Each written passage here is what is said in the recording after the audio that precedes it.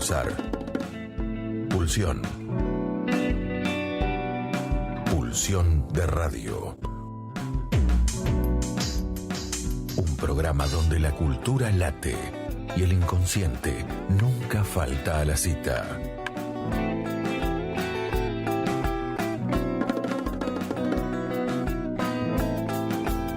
Conducción y producción: Gabriel Pulice, Luis Di Santo y Diego Yaiche.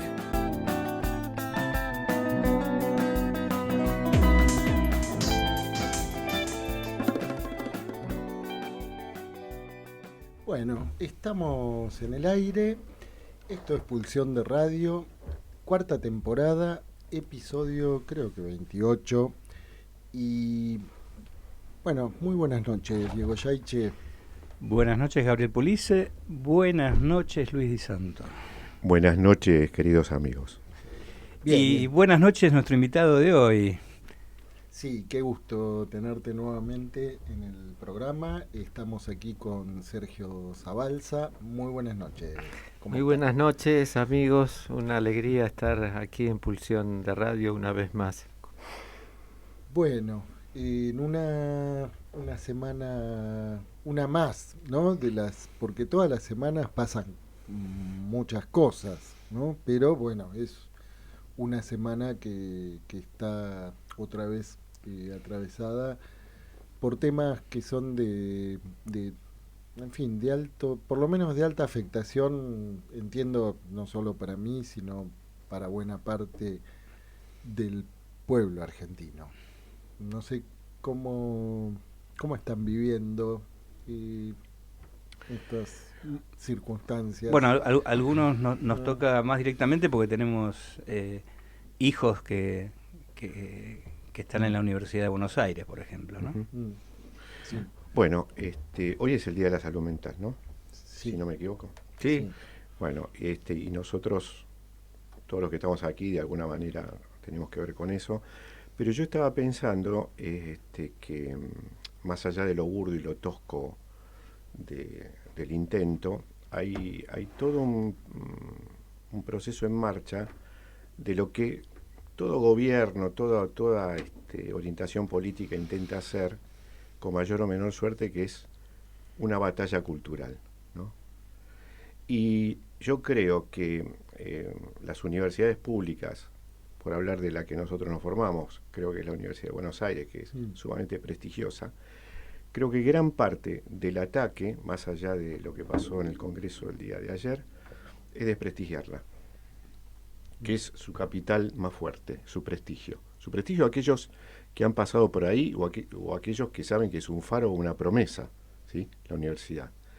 Así que, digamos, más allá de las fotos de la semana o del día, hay que pensar qué hay de trasfondo en todo esto, ¿no? Que es una guerra cultural por tratar de desprestigiar y, en ese sentido, debilitar aquellas cosas que son más valiosas para, como vos decías, Gabriel, para muchos de nosotros y gran parte de la población, ¿no? Así que bueno, esto es lo que estoy con un espíritu de velar armas, Sí. pero inteligente, por otro lado, porque sé que a los gritos no se logra nada. Hay un monolito de Freud en Viena que tiene su valor, no siempre eso viene bien, que dice: la razón habla en voz baja, ¿no? Creo que es una frase de otro, pero está en homenaje a Freud. Pero digo, me parece que estamos ante esto, por eso hay que tomarlo con seriedad, con inteligencia, y también a la guerra hay que hacerla alegremente, no vamos a perder lo festivo por tener que guerrear, ¿no? Bien, y yo pensaba justamente qué momento tan oportuno como para contar con la participación de Sergio Zabalza. Bueno, muchísimas gracias por esta invitación. Escuchaba recién los comentarios de ustedes y esta referencia a la batalla cultural que hacía Luis, y pensaba en qué correlatos cotidianos, y apareció esta semana esta noticia según la cual la Comisión Nacional de Valores autoriza a los mayores de 13 años a invertir en el mercado de valores. Es decir, ¿para qué es necesario, para qué vamos a estudiar si podemos hacer plata fácil? Esto es lo que estamos encontrando, y por eso, y lo que estamos encontrando luego en nuestros consultorios. Es decir, chicos de, por ejemplo, 17 años que llegan y dicen, bueno, yo a los 25 años quiero tener mi problema económico resuelto. Y que lo que se promueve es lisa y llanamente la timba. Exactamente, criptomonedas, su ruta, Apuestas online. ¿no? Apuestas online, sí. De manera que todo aquello que tiene que ver con el trabajo, con el estudio, con el compromiso, está totalmente desvalorizado. Y las apuestas online o las inversiones en criptomonedas y demás, no necesito el cuerpo del otro. Bueno, sí. No, dale. Digo, basta con un Sí. celular, Ujú. encerrado en mi ilusión de tener todo, y esto le sirve, le sirve. Y parecería que esto que hasta hace unos años estaba como una novedad y hasta en competencia, cuando se hablaba de la ciudadanía, pero también del lugar del consumidor, como algo que competía con la ciudadanía, hoy parece que se está imponiendo sobre la idea de ciudadano, ¿no? La de consumidor como Sí, la entidad qui- más valorable. Quizás Luis hemos dado un paso más, Ujú. ¿no? Porque la idea de consumidor implicaba algunas cuestiones, digamos, aledañas, que era, por ejemplo, el mercado interno, la industria, otro tipo de cuestiones. Esto parecería que se fuera un paso más lejos todavía, ya ni ciudadano ni consumidor, ¿no? Esta especie de... Sí, es la sí. inversión financiera, Sí, ¿no? sí, pero Claro. que es un eufemismo del el timbero, digamos, ¿no? ¿No? Pero para algunos.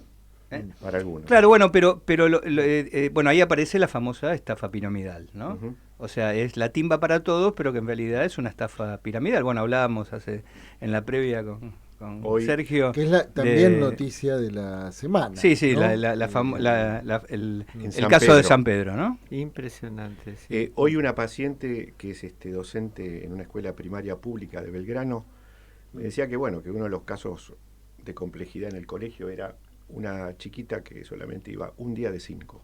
Mm. ¿Cuál era la razón? Los padres no podían pagar la tarjeta SUBE para que viaje. Hay mucha gente del conurbano en la escuela pública de nuestra ciudad, no solamente de zona norte, cercana a ese colegio de Belgrano, sino de zona sur. Y tenía de ida 3.000 pesos por día. Entonces, o pagaba la SUBE o comían. Entonces, estamos con estas situaciones que quizás están fuera de nuestro radar habitual todavía, pero que son parte de todo lo que estamos viviendo, ¿no? Bien, Sí. hablemos un poco de qué más hay en el programa y después retomamos la charla con Sergio, ¿no? ¿Qué más va a haber en el programa, Gabriel? Bien. Bueno, hoy volvemos a Rosario, en último lugar, pero lo voy a presentar primero porque vamos a estar junto a Germán Armando presentando un libro de Tomás Berger, El límite del órgano y su más allá, las toxicomanías y la cuestión trans, con prólogo de Eric Lorán, que es un libro de 3 H's, que, bueno, ahora Germán va a hacer su habitual presentación, seguramente con una entrevista al autor. Y después nos vamos a uno de nuestros lugares favoritos del programa. Nos vamos a París. Nos vamos a Irlanda también. Vamos a hacer una recorrida en torno a la sublimación en el arte, y de la mano de MP. Ya nadie sabe quién es MP, pero no sabemos si existe. Es una voz en Pulsión de Radio. Una voz maravillosa, por Y otra esta parte. vez va a entrevistar también a un artista plástico que es Brady Izquierdo Rodríguez. Bien, hasta aquí nuestros contenidos. Si les parece bien, escuchamos un tema musical y después empezamos con nuestra hora de entrevistas. En Pulsión de Radio, ya se viene la hora de entrevistas. La hora de entrevistas. Bueno, estábamos escuchando al incansable Charly García y nos siguen pegando abajo. Y mientras escuchamos a Charly García, estábamos en la firma de libros acá en Pulsión de Radio. Sí. En firmas del libro, le decía recién a Sergio que es un objeto muy bonito este libro. Y yo tuve el gusto de participar en su presentación primera, ¿no? Uh-huh. Fue ahí en un bar de la calle Bolini, frente a la casa de una querida amiga que vive por ahí también. Y que después voy a pasar un chivo respecto a ese lugar. Sí, a la la calle Bolini. Sí. ¿Y cómo se cómo se llaman estos relatos que escribió Sergio Zabalza? Bueno, estos son los relatos para volver de la noche. A Sergio, ¿cómo presentarlo? Psicoanalista y doctor en psicología de la Universidad de Buenos Aires. Para quienes no lo conozcan, no sé si habrá alguien que no te conozca, Sergio, pero seguro algún distraído. Magíster en clínica psicoanalítica en la Universidad Nacional de San Martín y licenciado en psicología en la Universidad de Buenos Aires. Bueno, una amplia trayectoria en la docencia universitaria de grado y posgrado y además con una muy prolífica producción a través de distintas publicaciones en diarios, en revistas, particularmente columnista regular de Página 12, Uh-huh. que bueno, quienes estuvieron, uno de los participantes en la presentación del libro, Sí. que ahora te iba a preguntar, ¿no? Quienes estuvieron, porque me parecía interesante comentarlo, pero hacía alusión, ¿no? a esa prolífica producción que, daba como para pensar en inaugurar un nuevo periódico, el Zabalza 12, decía, ¿no? En esa ocasión. Sí, tal cual. Uno de los presentadores fue Andrés Osojnik, que es editor de Página 12, que entre otras tareas tiene a cargo la sección de psicología. También estaba Marcelo Figueras, escritor y periodista, y estaba Julieta Calmels, que es subsecretaria de Salud Mental, nada menos que en la provincia de Buenos Aires, una posición estratégica, y bueno, que en esta semana debe haber estado muy inquieta a propósito de este ataque brutal que está experimentando la salud mental en esta semana de manera directa, porque han querido cerrar un hospital de salud mental. Y esto no es casualidad, esto no, lo que veníamos charlando tiene que ver precisamente con esta batalla cultural donde la expectativa es... Hoy charlaba con una persona y esta modalidad que tiene el actual presidente de la Nación de lanzar insultos, ¿cuál sería la enunciación? ¿Cuál sería el mensaje que trae un insulto? El mensaje es cállate, cállense. Es decir, lo que quieren es que nos transformemos en una raza muda. Sí, en ese cuadro mudo, ¿no? Del grito de Munch. Ah, exactamente, caramba, exactamente.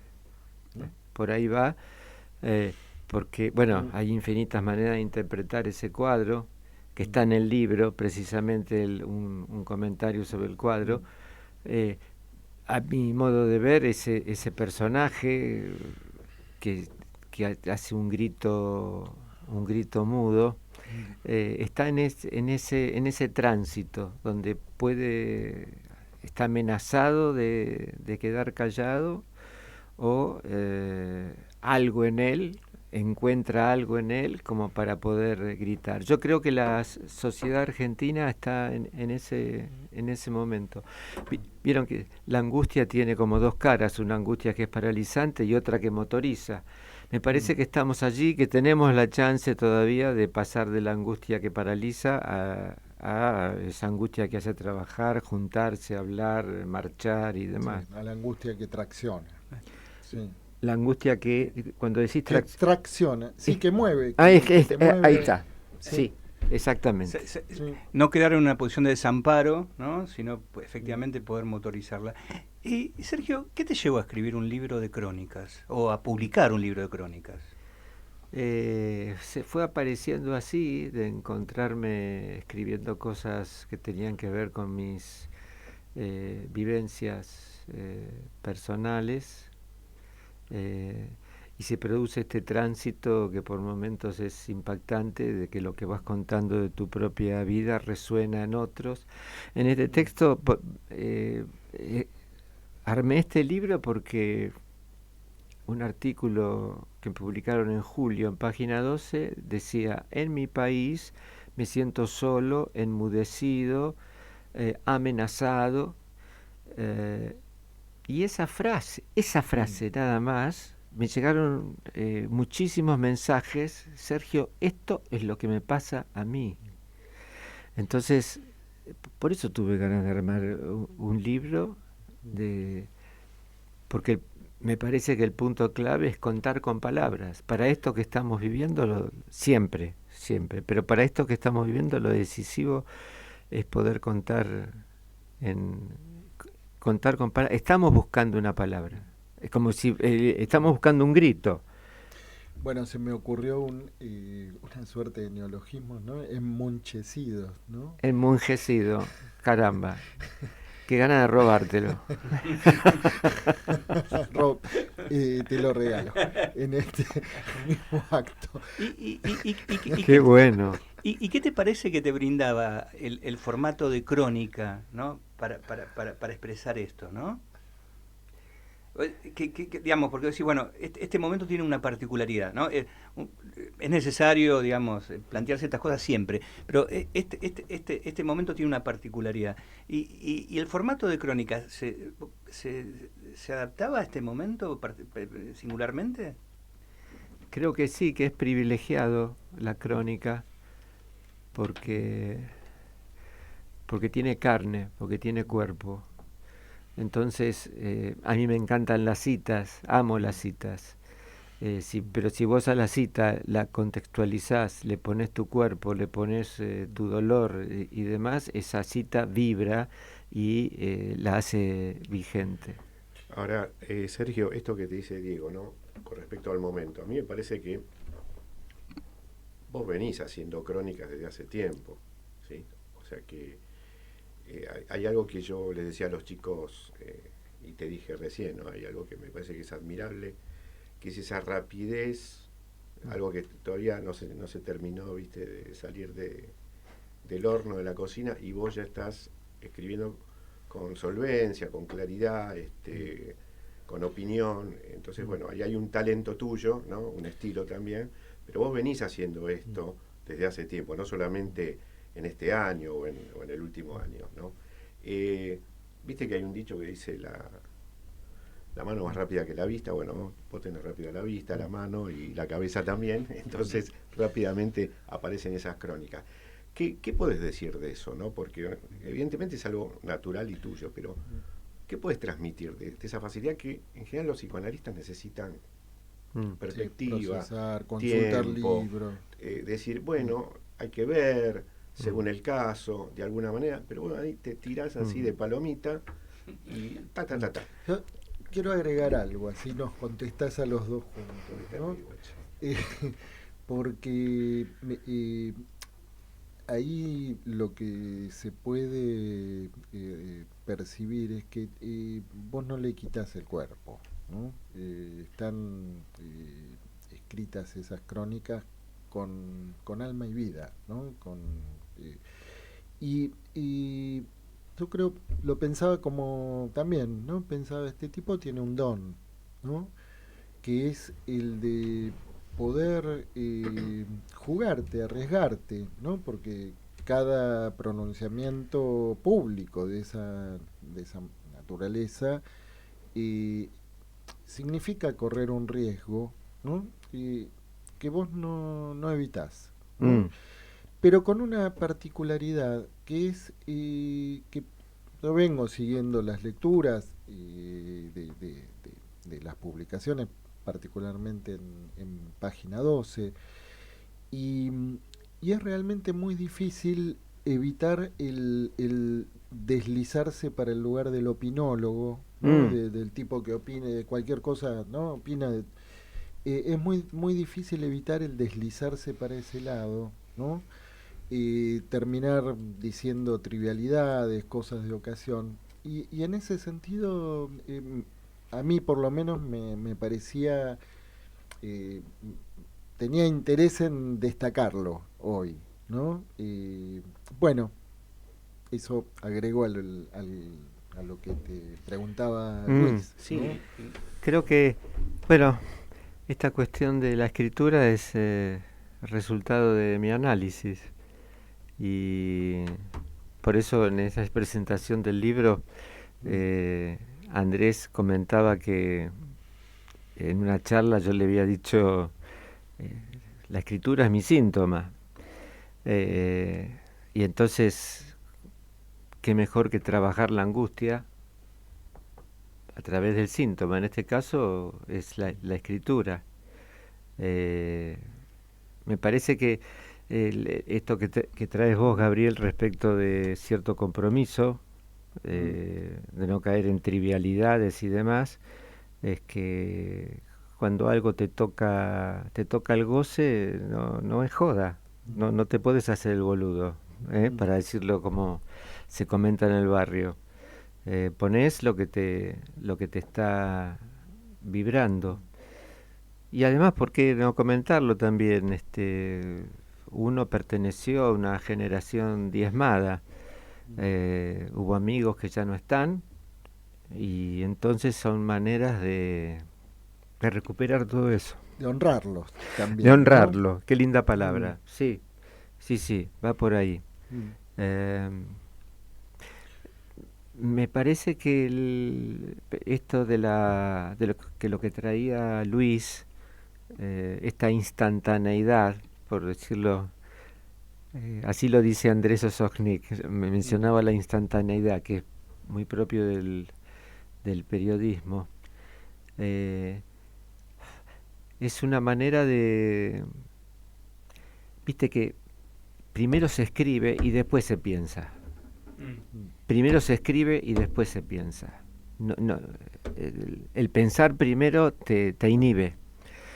Entonces, es sentarse a escribir, no sé qué carajo voy a escribir. Y te sentás y empezás, y ahí aparece algo. Entonces, ¿por qué? Y porque está el cuerpo presente. ¿Vos corregís o lo mandás así como te sale al escribir? No, soy bastante obsesivo con la cuestión de la corrección. Sí, trato de... Sí. Descargo mi obsesividad en... Sí, uno es el que escribe, el otro es el que corrige. Sí, ¿no? está muy bien eso. Está muy bien eso, tal cual. Sí. Sí, conozco un poco. Claro, y después hay textos que quedan y después uno los recupera 6 meses después. Sí. Y ahí podés modificar cuestiones y demás.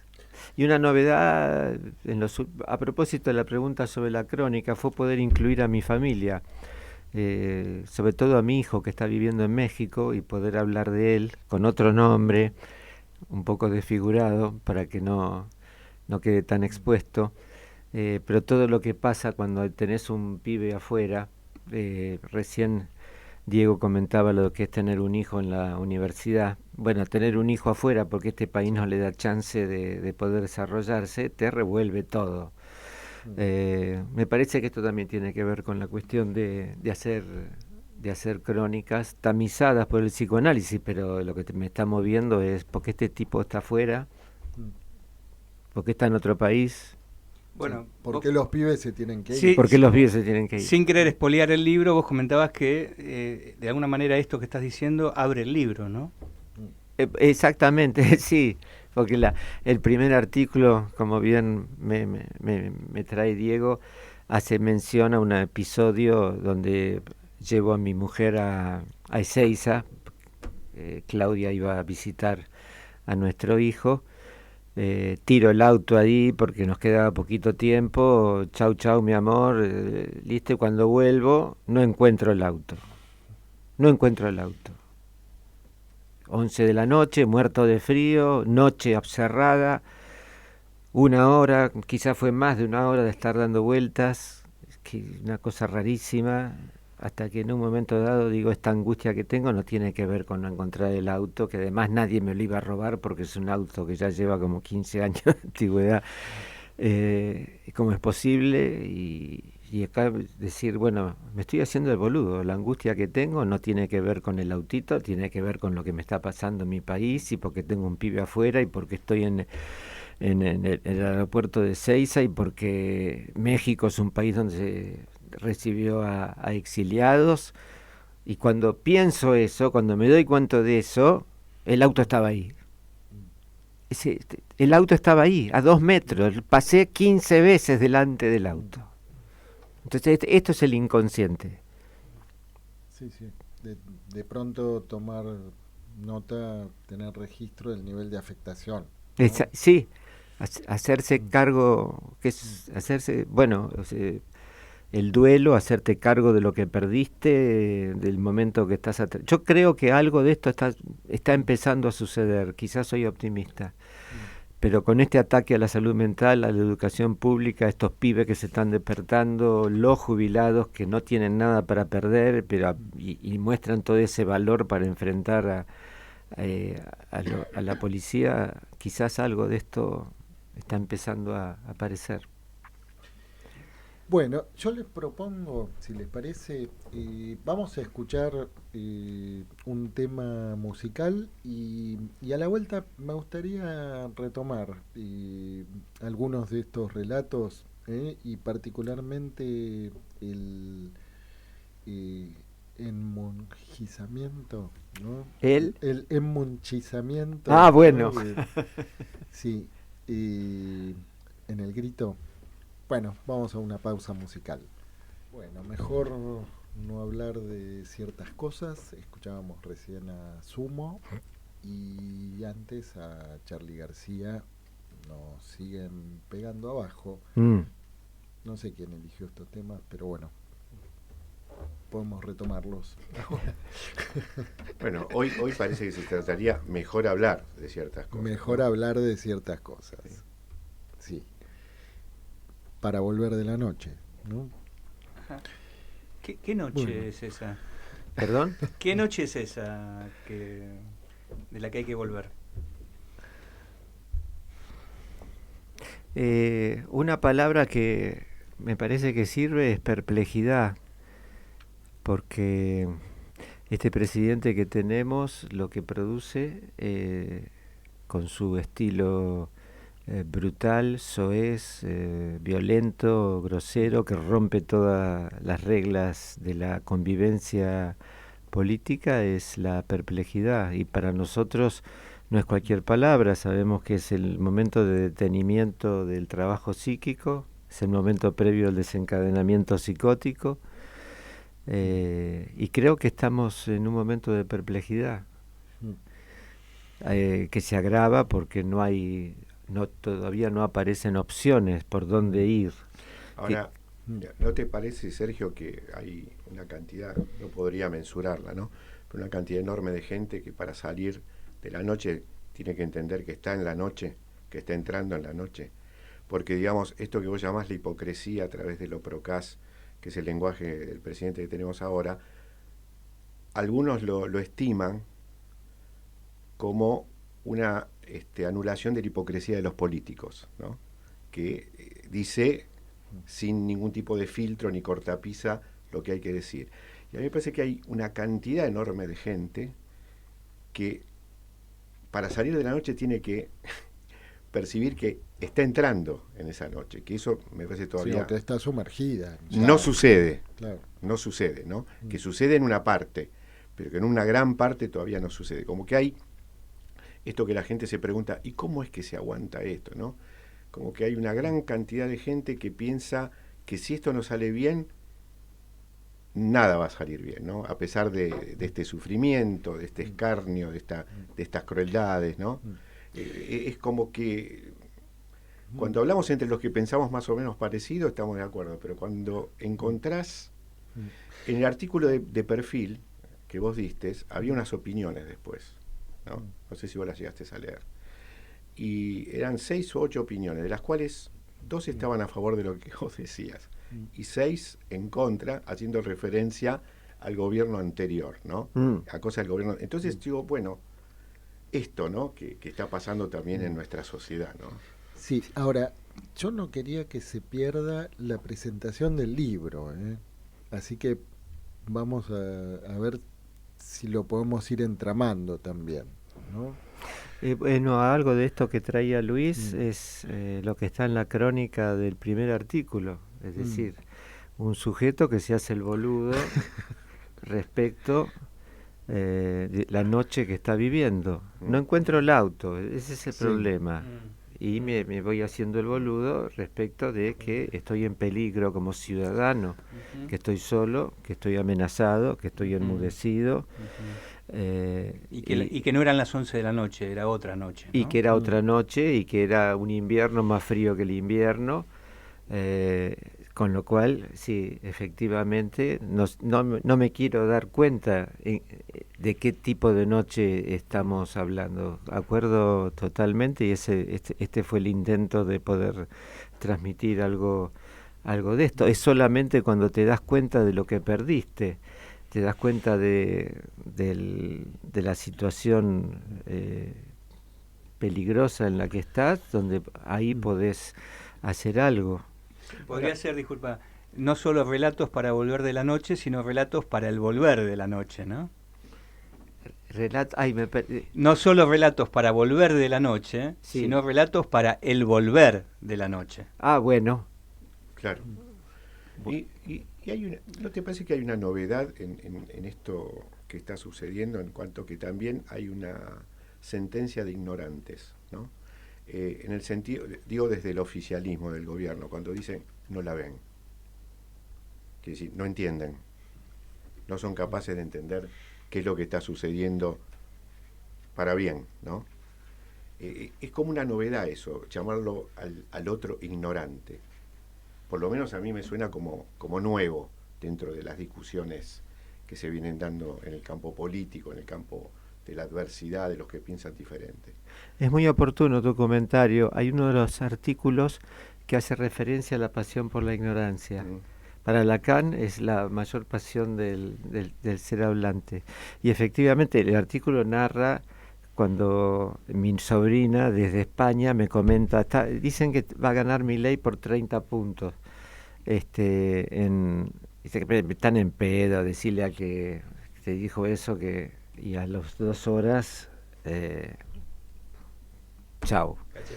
Exactamente, decir en qué historia, en qué tontería estábamos, precisamente. Que no la vimos. Que no la vimos. Que no la vimos, sí, tal cual.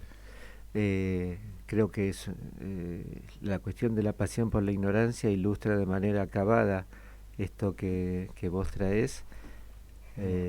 Quizás estamos empezando a hacernos cargo de esta ignorancia. Bueno, me parece que el discurso libertario tuvo algunos aciertos, como por ejemplo llamarnos ignorantes, porque era verdad. Probablemente se referían a otra ignorancia, no importa, pero sí éramos ignorantes de lo que estaba aconteciendo Es impresionante porque ahora estaba escuchando los significantes, ¿no? Y en realidad, que son los significantes de este, entre comillas, discurso libertario. Pero en realidad estaba ahí. Lo que pasa es que, ¿no? Pues yo pensaba, no la ven. Claro, si estábamos en la noche. Bien. ¿No? O sea, digamos, en el no la ven, en realidad nos estaban diciendo, están en la noche. Tal cual. ¿No? Y obviamente como cuando uno está en la noche tarda un tiempo en que las pupilas se adapten para poder empezar a ver algo, ¿no? Pero uno puede decir, estaba todo ahí, ¿no? Quizás recién ahora estamos empezando a ver un poco en la noche, ¿no? Tal cual. Y uno de los aspectos de la pasión por la ignorancia es creer que hay un fondo. Hay que tocar fondo. No hay fondo. No existe el fondo. No existe. ¿Hasta cuándo este pueblo, bla, bla? No. Hay marcas simbólicas, sí. Hay historias, sí. Hay emblemas, sí. Pero eso no es garantía de nada. Si no nos hacemos cargo de eso, nos hundimos en un grito ahogado. En un grito ahogado. Y no llegamos a que eso suene. Sí, lo traigo a propósito porque me parecía, bueno, una de las notas más bellas de la presentación del libro, ¿no? Cuando se trajo ahí al pasaje Bolini el grito de Monch, ¿no? Y justamente una de las cosas que por lo menos en ese momento a mí me resonó de una manera distinta, ¿no? Que es esto de que el grito en realidad lo pone uno, lo pone cada quien, ¿no? Porque el cuadro lo que muestra es un grito mudo, ¿no? Y sí, como The Wall. La sí, imagen de The Wall. Sí, vos traías recién nuestra pausa musical el grito del padrino, ¿no? De Michael Corleone, sí.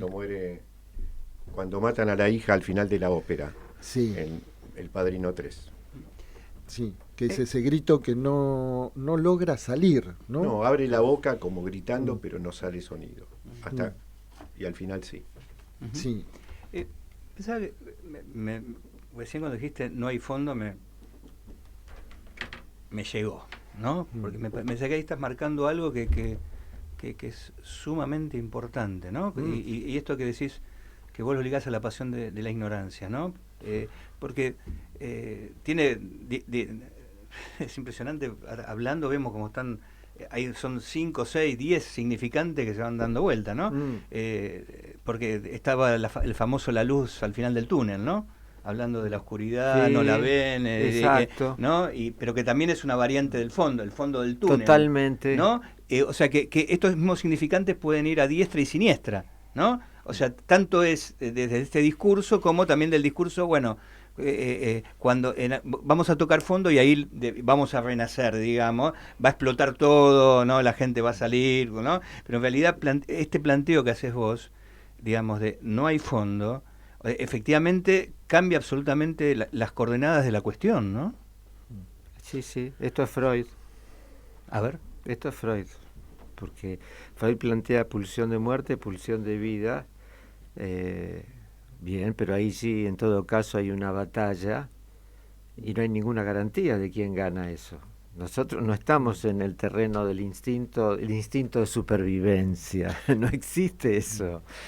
No existe eso. Bueno, pero sin embargo, hay un ganador.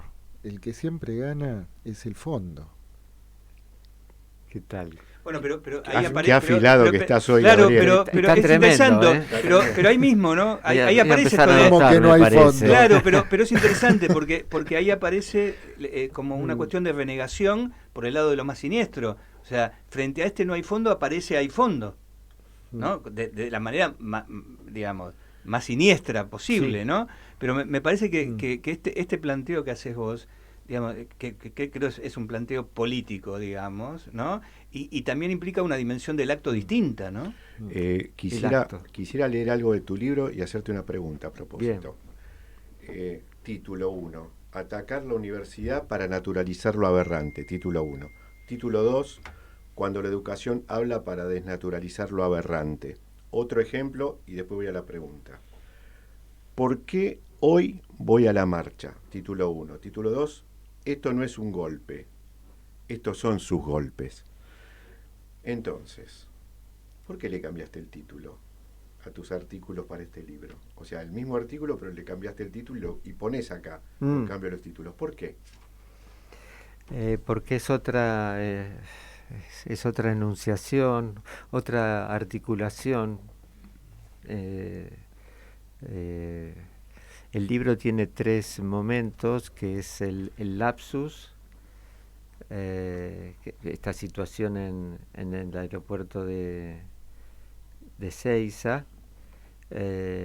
y termina con el rescate, el lapsus, la noche y el rescate simbólico.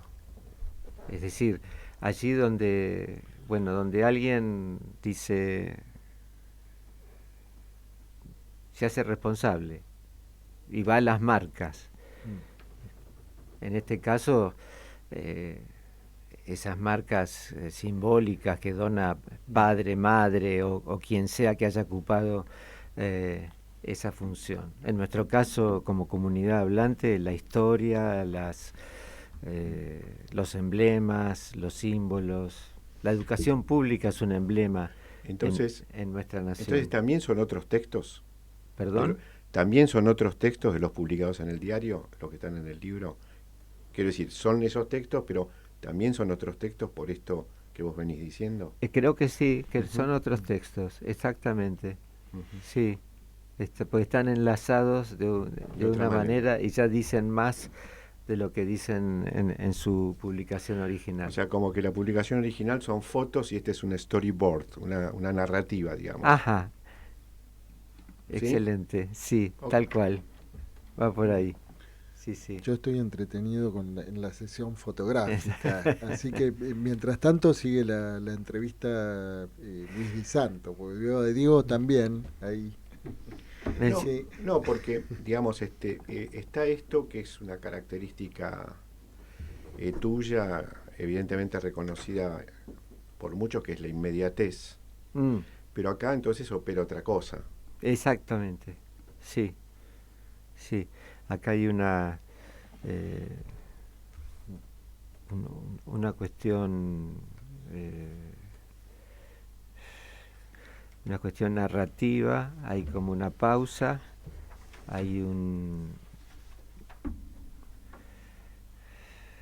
estoy pensando en los 3 tiempos lógicos de Lacan, ¿no? El instante de ver, el momento comprender y el tiempo para concluir. Sí. Y me parece que el texto de alguna manera recrea eso. Sí. Y no tiene que ver también con esto que vos planteas, que en este libro es un pasaje de lo personal a lo político. Tal cual. ¿Tendrá algo que ver con el apólogo de los 3 prisioneros, digamos, no? Tal cual, va por ahí. Sí. Y Sergio, dado que, siguiendo a Gabriel, que quiere hablar del libro, sobre todo, la tapa. Contame un poco de la tapa, que la diseñó y la dibujó, vamos a nombrarla, Pilar López Leiva. Pero contame de la elección de la tapa, que el autor algo tiene que ver con la elección de la tapa, ¿no? Sí. Bueno, esa tapa se la debo a Natalie Golbasser-Yankelevich, que es quien escribió el prólogo del libro, que es una amiga, una investigadora del CONICET, y cuando pensábamos ideas, dijo, sí, está la cuestión del estacionamiento, pero ¿por qué no ponemos el estacionamiento en la Plaza de Mayo? Sí. Fue una idea brillante de Natalie, que es una persona muy inteligente y a quien le agradezco mucho por haber escrito Y acá no sé, ustedes si la ven la tapa de cerca lo van a poder ver, pero acá se ve la pirámide, pero también se ve el Banco Nación y la Casa Rosada, ¿sí? Ese es el ángulo, vamos a decir, de visión Sí, de la Plaza de Mayo. sí, con algo inquietante, ¿no? También, porque ahí en la Plaza de Mayo que haya dos autos enfrentados y no Ajá. sé, a mí por lo menos me hacía pensar en un auto interceptado, ¿no? En fin, son sensaciones. Y Bueno. Pero y supongo que Sergio también está acá representado, porque hay un chabón caminando, supongo que buscando el auto.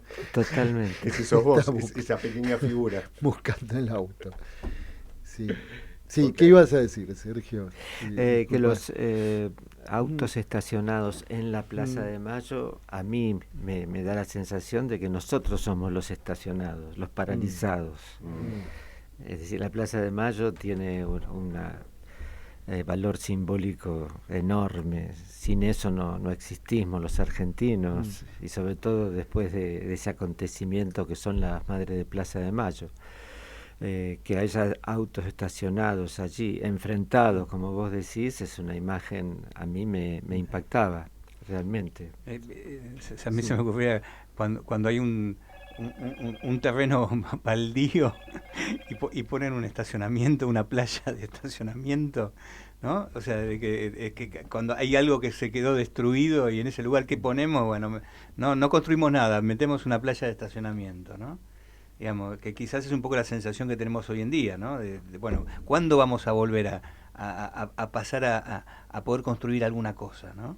Sí. ¿Cuándo va a volver a pasar algo importante en la Plaza de Mayo? Exactamente, sí, ¿no? sí, que no quede, digamos, es la Plaza de Mayo para estacionar autos, digamos. O para alimentar palomas. Mm. Sí. En fin.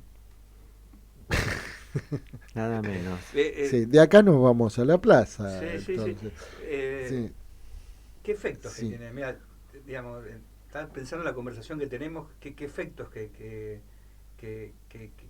tienen estas crónicas, ¿no? Me animaría a decir que van a ser muy bienvenidas por el público. Sí, están viniendo retornos que son muy alentadores, y que pegan mucho en lo que está viviendo cada persona.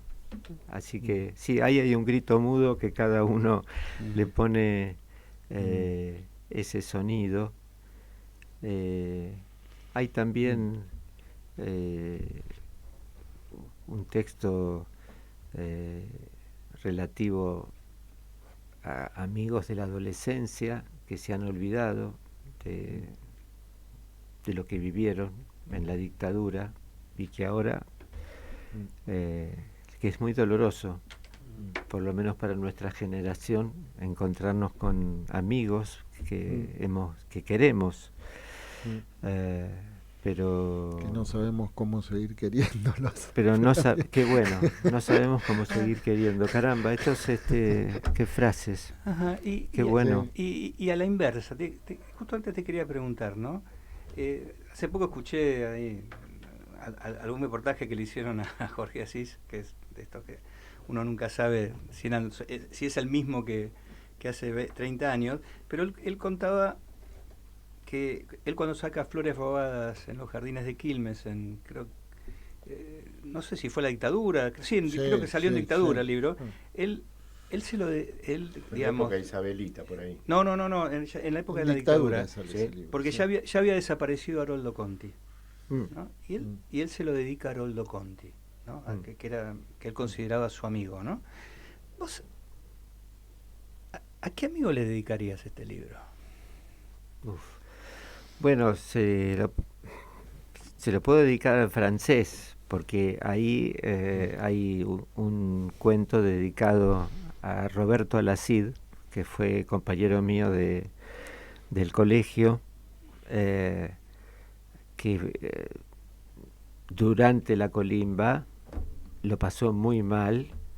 Un buen día se encerró en el baño con el fusil que le dio el ejército y se acabó. Así que es para Roberto. Sí, tal cual. Yvonne Bordelois, que es una poeta amiga, me comentaba a propósito de cómo se identifica las personas, me dice, todos tenemos un francés en nuestra vida.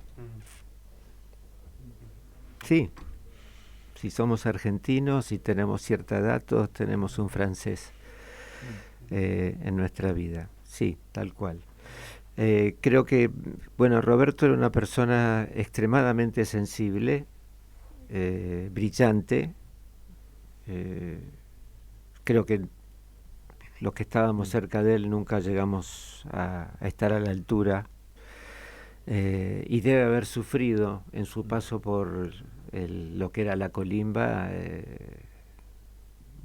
muchísimo.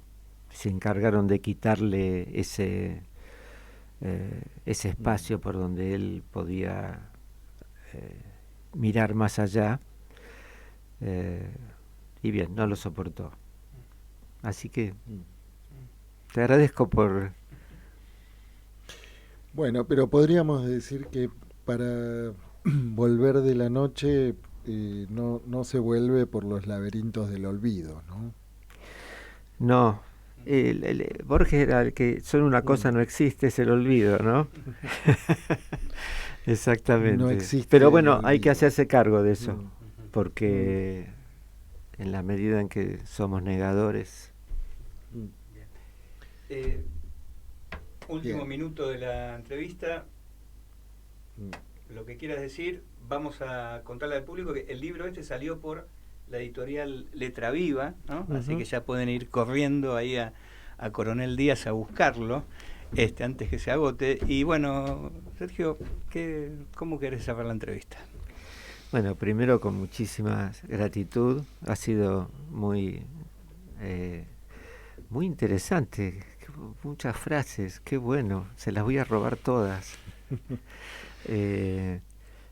Y creo que en esta entrevista se dio lo que he buscado con la redacción de este libro, que es generar palabras, ideas, que la angustia motorice y que nos permita encontrar ese rumbo, encontrar el grito. Ahí está. Bien. Bueno, vamos a una pausa de la radio. Te agradecemos enormemente, bueno, igualmente, a Pulsión de Radio. Y bueno, a la vuelta nos vamos a París con Défilé Neguil.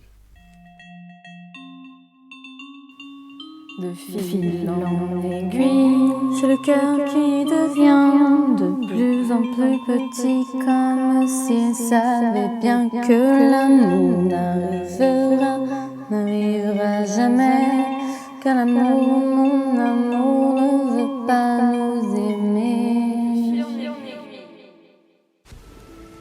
La verdadera barrera que detiene al sujeto ante el campo innombrable del deseo radical, en la medida en que es el campo de la destrucción absoluta, de la destrucción más allá de la putrefacción, es, hablando estrictamente, el fenómeno estético en la medida en que es identificable con la experiencia de lo bello. Jacques Lacan, Seminario 7, La ética del psicoanálisis. Se suele definir la estética como un tratado sobre la belleza y los sentimientos que lo bello inspira. La palabra bello se asocia comúnmente a la obra de arte. Freud consideraba el arte como una sublimación de la pulsión desviada de sus fines sexuales, lo cual no significa que esté desligada del impulso pulsional, todo lo contrario.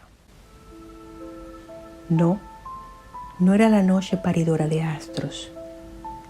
Era la noche subterránea, la que exhala el betún de las entrañas trasudadas de Gea. Su imago reconstruía un cangrejo rojo y crema saliendo por un agujero humeante. José Lezama Lima, en su novela Paradiso.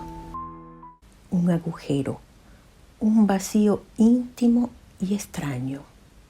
Éxtimo, decía Lacan. La cosa, escrita con mayúscula, que alude al Das Ding freudiano y que sería aquello que de lo real padece del significante, según la expresión lacaniana. El psicoanalista definía la sublimación como elevar el objeto a la dignidad de la cosa. El objeto imaginario, situado de cierta manera en el vacío de la cosa, es elevado simbólicamente, adquiriendo así un mayor valor social. La cosa permanece velada y al mismo tiempo vislumbrada en el destello de la belleza. Lo bello sería la última barrera ante esa zona opaca, un Heimlich, lo siniestro. En consecuencia, la obra de arte puede engendrar afectos diversos: complacencia, agrado, turbación, vértigo, angustia.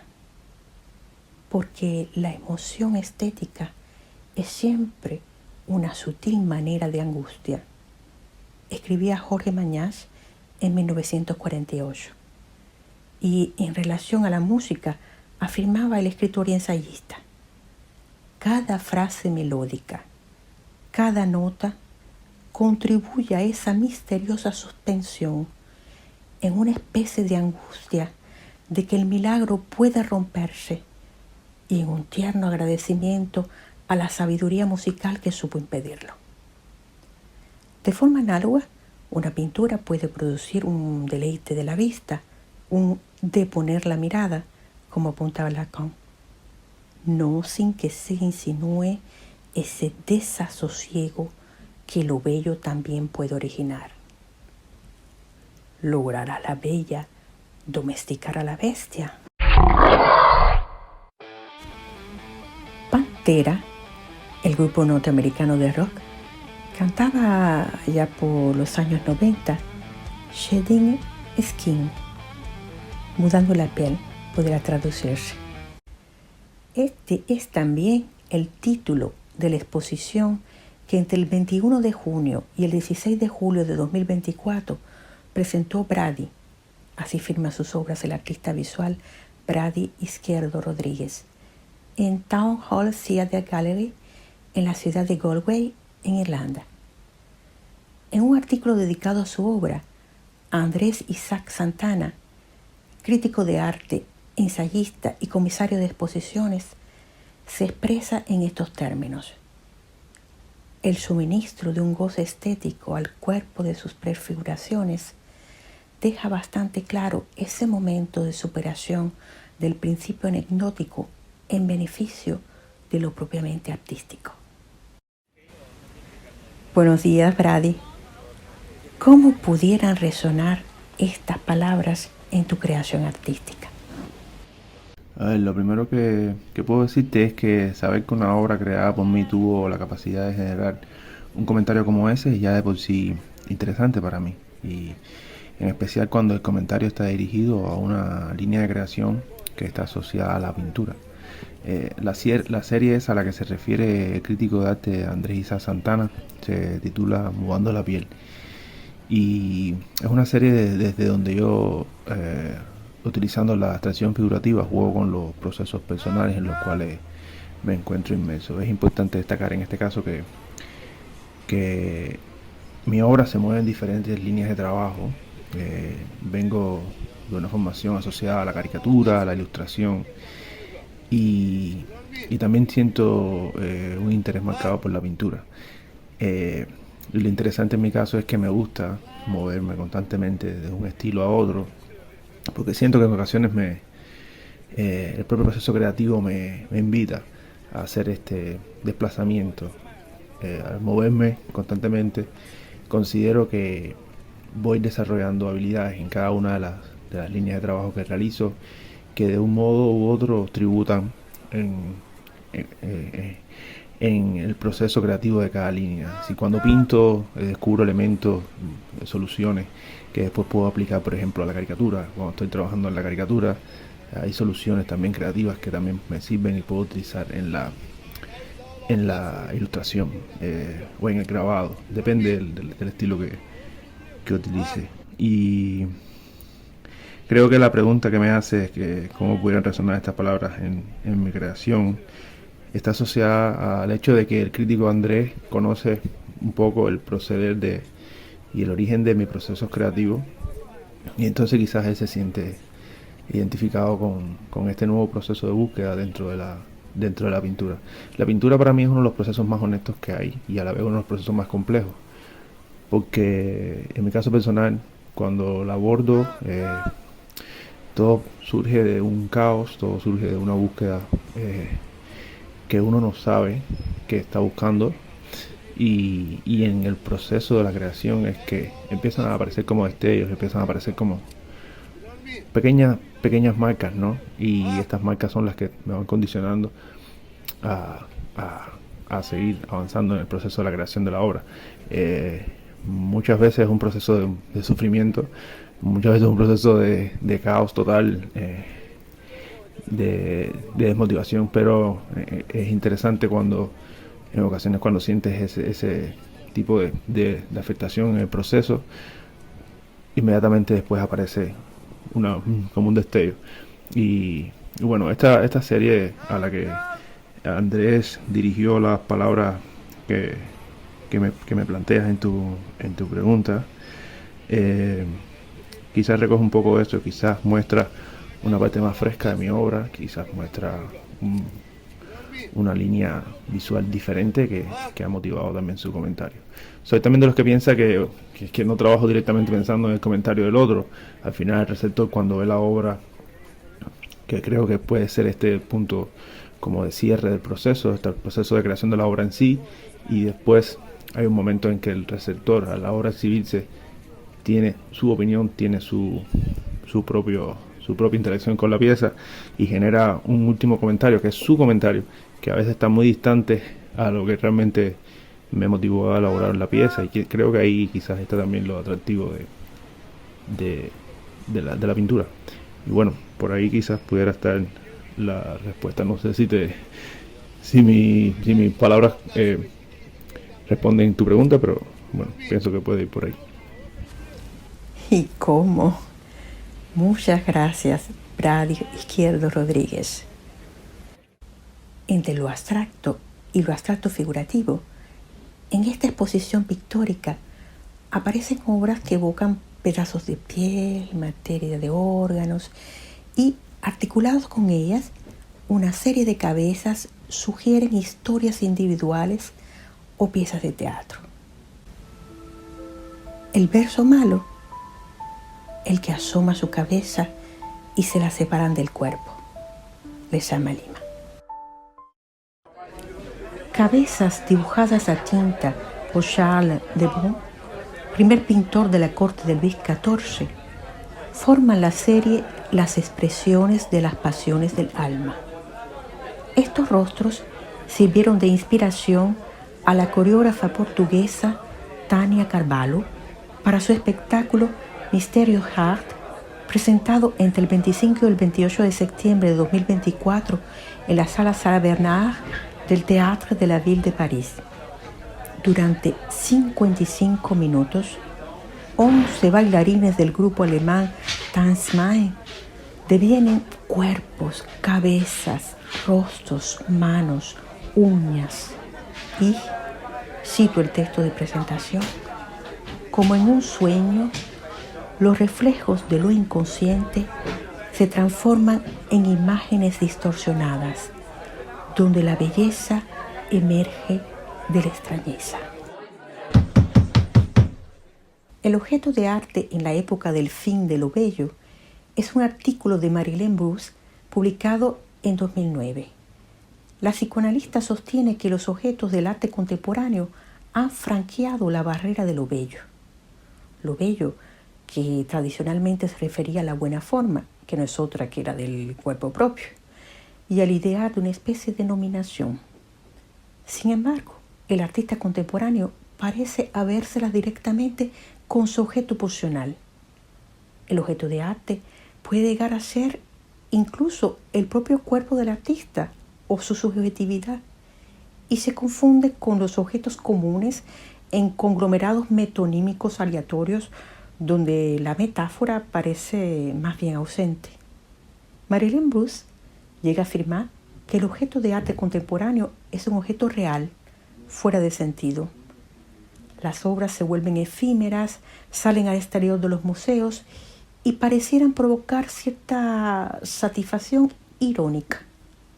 Ironía que a veces consiente al humor, a lo cómico y a veces a nada.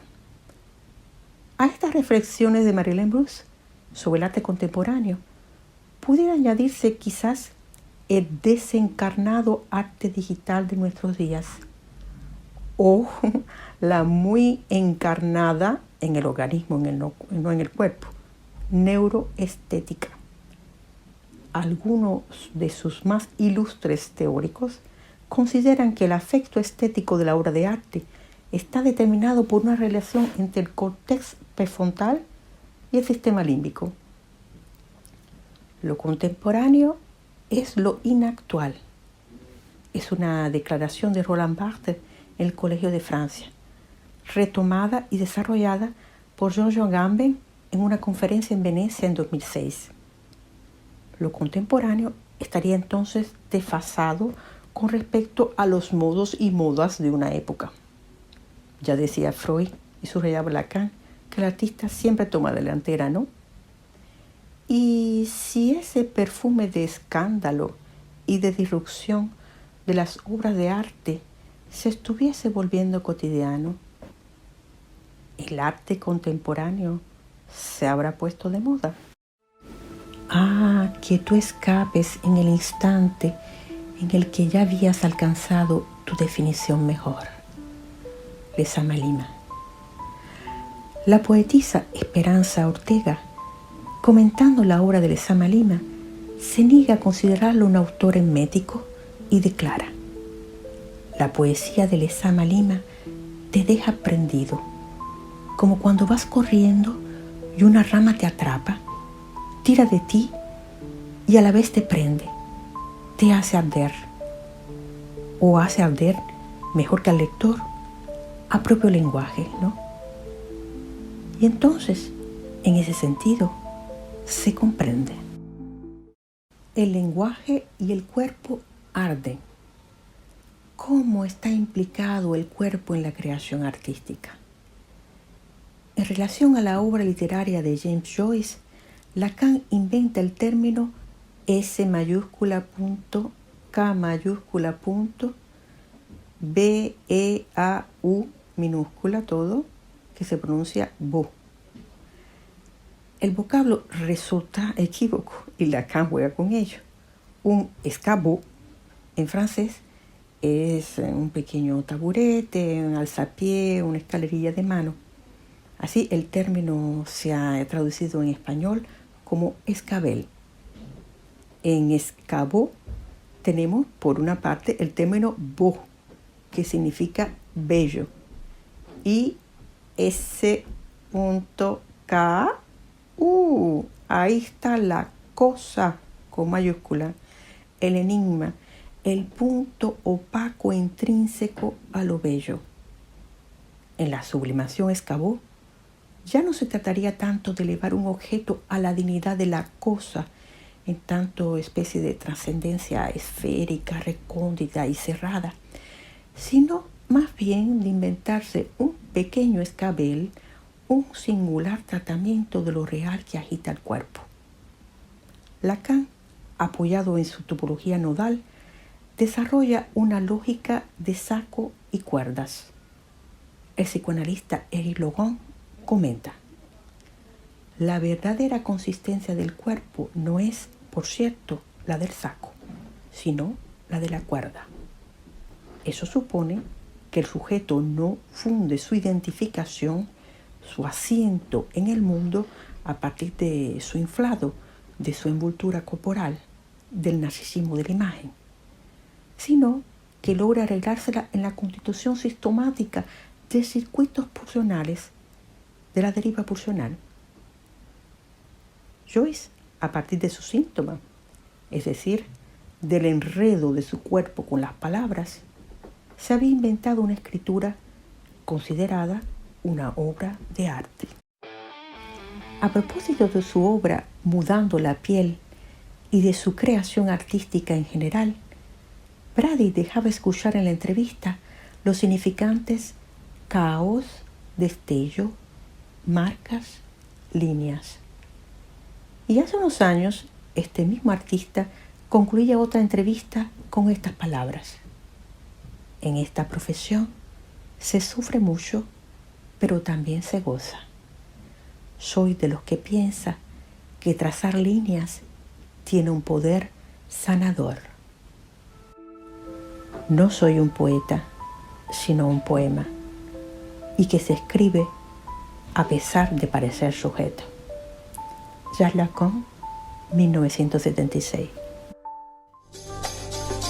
En Pulsión de Radio, ya se viene El Rincón de los Libreros, la columna que en tu biblioteca no puede faltar. Muy buenas noches, amigos de Pulsión de Radio, Diego, Gabriel, toda la mesa y por supuesto a toda la audiencia. Un fuerte abrazo desde la ciudad de Rosario, Germán del Juguete Rabioso Libros. Como todos los meses, una gran alegría poder saludarlos y llevarles las novedades de libros relacionados con el psicoanálisis publicados aquí en la ciudad. Hoy vamos a hablar de un libro que acaba de salir, escrito por un joven psicoanalista de la ciudad, Tomás Berger, y publicado por el sello 3Hs. El libro se llama El límite del órgano y su más allá, las toxicomanías y la cuestión trans, y cuenta con un prólogo nada menos que del psicoanalista francés Éric Laurent. Tomás es psicólogo egresado de la Universidad Nacional de Rosario, máster en psicoanálisis en París 8, tiene una maestría en clínica psicoanalítica por la UNSAM y es doctorando en psicoanálisis también por la Universidad París 8. Es director terapéutico en el Hogar con Centro de Día Comunitas, lo cual explica en parte lo que a primera vista llama la atención en el título del libro, la reunión de las toxicomanías y la cuestión trans. Porque como dice Laurent en el prólogo, Tomás ha reunido en su obra un gran número de casos clínicos derivados de su práctica específica en una institución que acoge por una parte a sujetos toxicómanos y por otra a sujetos trans. Esto es Comunitas, que es una institución que viene sosteniendo una práctica verdaderamente relevante acá en la ciudad de Rosario. Y entonces prosigue Laurent. No los ha ordenado a estos casos por un horizonte estándar de la práctica, sino por un principio que estructura el campo del goce en sus manifestaciones más inéditas. Este es el principio que formula lo que el autor ha llamado la tesis de ruptura. Bueno, para hablar del libro entonces tenemos el enorme gusto de conversar con Tomás, a quien agradecemos por supuesto su tiempo y la amabilidad de atendernos. Muy buenas noches, Tomás. Contanos con qué nos vamos a encontrar en el libro. Hola Pulsión de Radio, hola Germán, muchas gracias por la invitación. Así es, acaba de salir recientemente El límite del órgano y su más allá, las toxicomanías y la cuestión trans. Es un libro que recoge una investigación clínica de varios años y que, como lo indica el subtítulo y como bien lo señalabas a partir del prólogo de Éric Laurent, reúne dos campos clínicos en los que se basa fundamentalmente la investigación, que es una investigación que, como bien señalabas también, tiene su sustento en la práctica cotidiana en la institución, porque la producción epistémica, las elaboraciones y las hipótesis teóricas que incluye el libro pretenden justamente tener su sustento en la práctica y poner en tensión incluso coordenadas teóricas que circulan y que mencionamos, de las cuales intentamos servirnos para precisar el alcance justamente clínico que estas coordenadas, que estas elaboraciones tienen. Concretamente, como has mencionado, dos campos clínicos, las toxicomanías y la cuestión trans.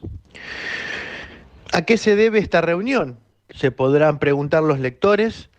Uno de los grandes puntos que intento transmitir en el libro es justamente este principio ordenador de las manifestaciones en el campo del goce, vamos a decir, en el campo de los estilos de vida que incluyen los usos del tóxico o los tóxicos o las sustancias, sean ellas cuales sean, y las modificaciones a nivel del cuerpo. ¿Qué es lo que me ha permitido esta reunión y a qué se debe? Justamente he tomado como punto de partida una referencia en la enseñanza de Lacan, que es más bien tardía, de sus últimos años, es de 1975, y es su intervención en la jornada de carteles de la Escuela Freudiana de París, en donde quizás él lance allí la más célebre referencia en torno a la droga. A decir verdad, a lo largo del libro intento recopilar todas las referencias que a lo largo de la enseñanza de Lacan, tanto en seminarios como en escritos, he encontrado. Serán unas 12, 13, y esta quizás es la más célebre, que es aquella que en el año 75 conocemos, en la que Lacan dice: la droga es lo que permite romper el matrimonio con el hace pipí. ¿Qué quiere decir Lacan en torno a esta cita con su tesis de ruptura en relación al hace pipí, al Vivimacher, para tomar el término que Freud en alemán utilizaba en relación al caso Juanito, uno de sus 5 célebres historiales? Para decirlo lo más clara y sintéticamente posible, se trata de cómo se accede a un goce, a un modo de experiencia de satisfacción en el cuerpo que no está circunscripto a una zona en particular del cuerpo. Podemos diferenciar la satisfacción, el goce, que se circunscribe en el cuerpo a determinadas zonas, para tomar la expresión freudiana, zonas erógenas, y podemos situar satisfacción en el cuerpo que se siente, se experimenta, que no tiene representación, pero que no está circunscripta a una zona del cuerpo, a un órgano incluso, para decirlo también en otros términos. Esta tesis lacaniana en torno a la droga permite situar justamente una función, es decir, si la sustancia es empleada a determinados fines, al tóxico se le puede atribuir una función, asignar una función. Esa es la orientación clínica que el libro, y en sus casos, en el trabajo clínico a lo largo de los años, intenta transmitir. Y esto nos permite alejarnos de toda valoración moral del uso de las drogas, que sabemos hay orientaciones diferentes a la del psicoanálisis de orientación lacaniana, que sí se adjudican un saber sobre los efectos de la sustancia, que sí se atribuyen conocer cierta nocividad de la sustancia en determinado momento. El psicoanálisis no niega estas otras orientaciones, no niega estas otras perspectivas, bajo ningún concepto se contrapone, sí propone una lectura diferente que consiste justamente en precisar la función del tóxico. Hay quienes usan el tóxico para sobreestimular el cuerpo ante la gran mortificación que experimentan. Hay quienes utilizan el tóxico como condición necesaria para ir al encuentro sexual. Hay quienes utilizan el tóxico para no escuchar determinados fenómenos elementales, léase, por ejemplo, alucinaciones en términos de voces que aquejan y provocan un extremo padecimiento. En fin, el tóxico tiene múltiples funciones a lo largo de un tratamiento en un mismo sujeto, incluso una misma sustancia, que está totalmente disyunto, separado de determinadas concepciones tradicionales. Para dar un ejemplo, recuerdo una vez a alguien que decía que utilizaba el lorazepam como protector gástrico para defenderse de cierta contaminación en el alimento que un familiar podía provocar. Es decir, el sujeto atribuye una función que está totalmente disyunta del efecto químico supuesto. Es esto lo que es necesario y nos interesa escuchar, sobre todo incluso cuando a la clínica de los tóxicos se agrega la clínica de los medicamentos. Muy interesante que esta tesis en términos de propiciar la lectura de qué funciones o cumple en la economía subjetiva de una persona, permite precisar. Y a partir de aquí, justamente porque la clínica, que más allá de mi práctica en consultorio privado particular, esto es específicamente lo que a mi práctica institucional respecta, es una casuística grave, como también está señalado en el prólogo por Eric, y en donde vemos justamente una caracterización de los modos de sufrimiento actuales, en donde se caracterizan por los pasajes al acto, es decir, accionares compulsivos en donde el sujeto pone en riesgo su propia integridad, no puede detener eso, ausencia de detención, ausencia de punto de capitón, lo ilimitado en los modos de satisfacción que conducen a un gozar sin poder parar, que por ejemplo lo vemos muy explícita e ilustrativamente en casos de priapismo, por ejemplo, en donde el más de satisfacción que se intenta obtener puede conducir a determinados excesos que retornan de manera muy mortífera sobre el propio cuerpo. En fin, hay viñetas clínicas en el libro que intentan situar esto. Y entonces así podemos interrogar lo que implica un criterio de internación, si la desregulación en el uso de los tóxicos en un sujeto en determinado momento de su vida requiere una internación efectivamente, si la desregulación indica que hay una desestabilización subjetiva. En fin, justamente poner a debate criterios que hoy circulan, las referencias a la Ley de Salud Mental Nacional y a la Ley de Identidad de Género en Argentina también, como dos textos muy interesantes que permiten, más bien diría que exigen una lectura a la letra del texto propio para hacer un buen uso de eso y no desviarse de un criterio clínico. Efectivamente, ¿a qué fines utilizamos una internación? Es decir, hay determinados momentos en la vida de un sujeto en donde la internación, en tanto separación física del uso de la droga, o en tanto la proporción de un contexto que al sujeto le permita no ir en contra de un tercero, no ir en contra de sí mismo, es necesaria. Y eso debe ser fundamentado en términos clínicos.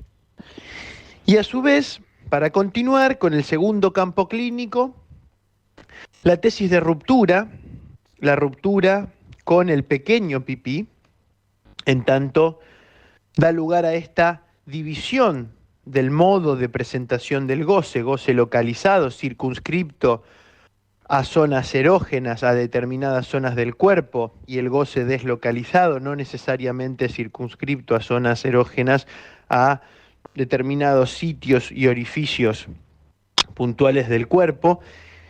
Esta declinación de esta presentación del goce en localizado y deslocalizado es lo que nos permite leer justamente cómo cada sujeto, cómo cada ser hablante se las arregla con el sexo.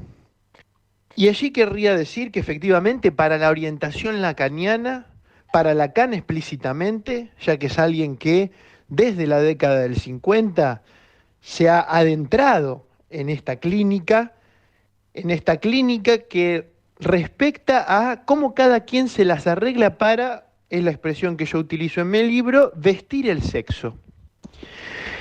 Hay casos en donde la transición se da, lo encontraremos en el libro, de hombre a mujer, hay casos en donde la transición se da de mujer a hombre, hay casos no binarios, hay oscilaciones, hay casos en donde determinada transición de hombre a mujer indica un desencadenamiento, indica una desestabilización subjetiva. Hay casos en donde la transición de hombre a mujer no necesariamente indica una desestabilización, sino más bien cómo el sujeto accede a encontrar un lugar en el mundo a partir de vestir el sexo de determinada manera y cómo se va sirviendo de determinados atuendos ahí donde es una clínica en la que no hay ninguna perspectiva heteronormativa, para decirlo en términos de la jerga actual, que rija y oriente.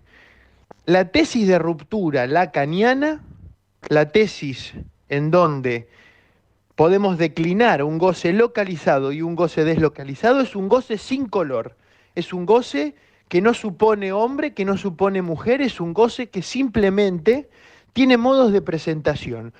Cómo cada quien colorea su sexo es un asunto de cada uno y que algunos se las arreglan sin la necesidad de recurrir a una terapéutica. El psicoanálisis, ya sabemos, es una terapéutica, pero no es como las demás, y es una opción que permite acompañar en esta investigación clandestina de cada quien en torno al sexo.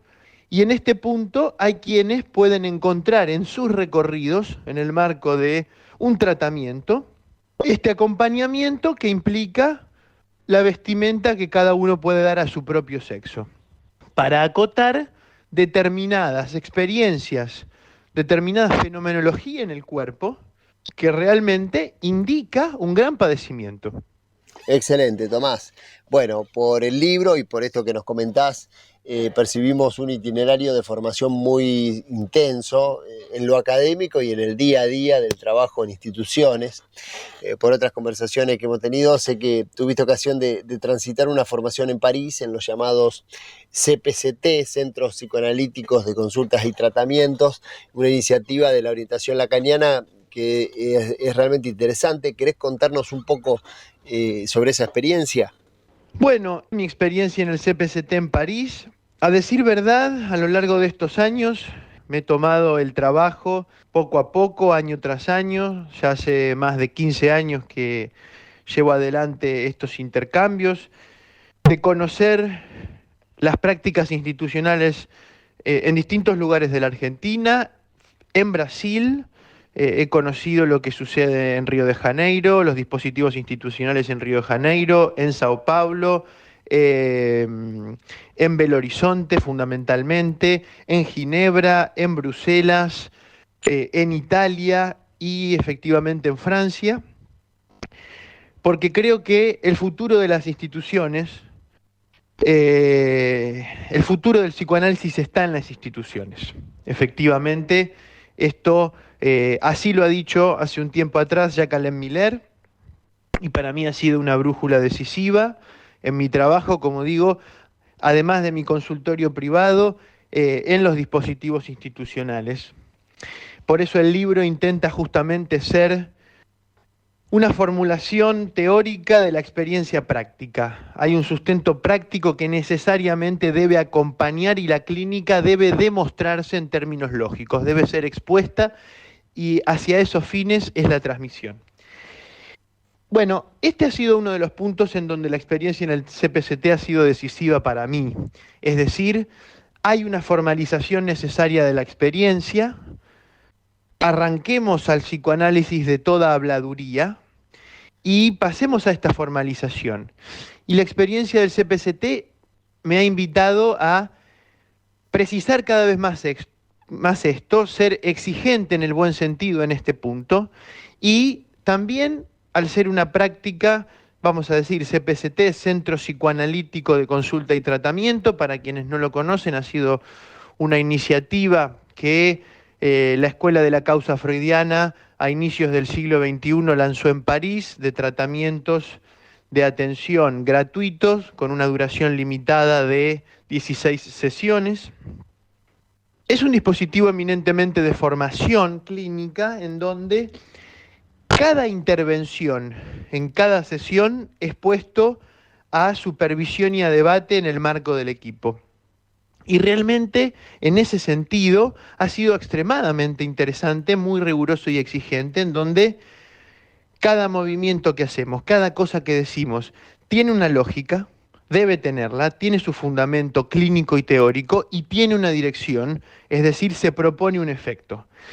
Y en este punto, nuestra clínica es una clínica que tiene un principio ético sobre un posicionamiento, como decía antes, que no debe ser moral, sobre el modo de gozar de un sujeto, pero sí un posicionamiento ético que debe introducir que un sujeto es responsable de sus decisiones y de las consecuencias de sus decisiones.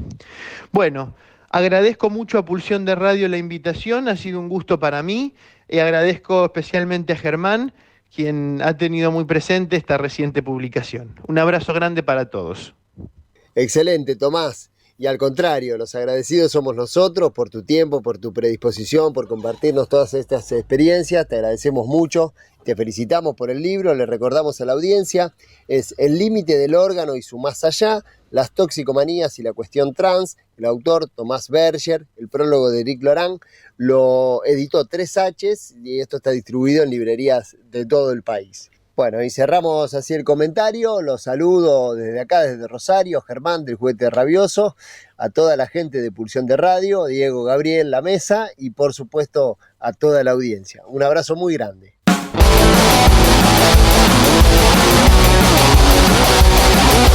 Pulsión. Pulsión de Radio. Un programa donde la cultura late y el inconsciente nunca falta a la cita.